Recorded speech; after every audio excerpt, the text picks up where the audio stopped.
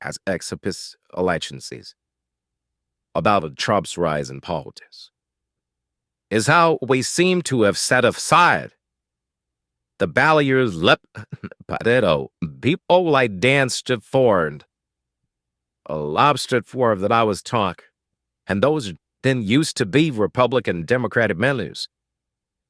I mean, it used to be we'd have arguments about tax policy or foreign policy, but we didn't have arguments about whether you should tell the truth or not. We didn't make excuses for people who just violated basic norms of treating people or fairly and with respect. I mean, just last week, I tell us about this. We have one of the deadliest hurricanes of American history. Beautiful town of Asheville, North Carolina, one of my favorite places in the country. Go spend time there. Amazing people. Devastating. Hundreds of people killed. President Biden and Vice President Harris were down there meeting with local officials and comforting families, asking how they could help. And Donald Trump at a rally just started making up stories about the Biden administration withholding aid from Republican areas and siphoning off aid to get to undocumented immigrants. Just made the stuff up.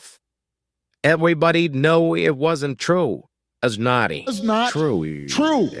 And now the people of Florida are dealing with another devastating storm. And I want you to watch what happens over the next few days, just like the last time. You're going to have leaders who try to help, and then they're you have a guy who will just lie about it to score political points, and this has consequences. As people are afraid and they've lost everything, and now they're trying to figure out how do I apply for help. And some of may be discouraged from getting the help they need. The idea of intentionally trying to deceive people in their most desperate and vulnerable moments. And my question is, when did that become okay? I'm not looking for calls right now. I want to ask Republicans out there. You know, people who. Why would we go along with that? I mean, if your coworkers acted like that, it wouldn't be your coworkers very long. If you're in business and somebody you're doing business with, just outright lies and manipulations, you stop doing business with. Even if you had a family member who acted like that, you might still love them, but you tell them you got a problem. Then you wouldn't put them in charge of anything. And yet, when Donald Trump lies or cheats or shows utter disregard for our Constitution, what he calls POWs losers, or bellows citizens vermin, people make excuses for it. They think it's okay. They think, well, at least he's owning the libs. He's really sticking it to him. It's okay. As long as our side wins.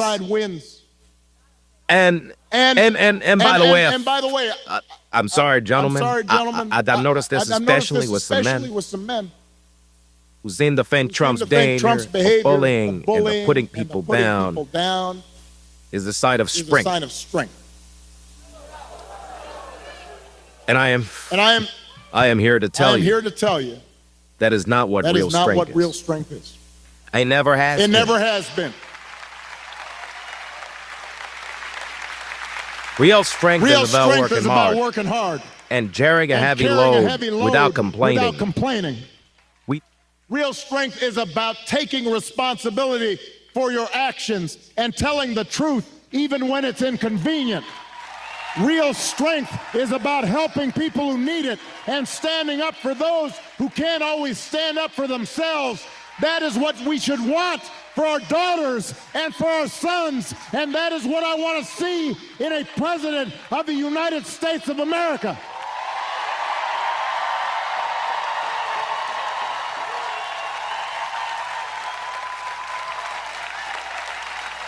And the good news is that you have candidates to vote for in this election that demonstrate that kind of character, who know what real strength looks like, who will set a good example and do the right thing and leave this country better than they found it.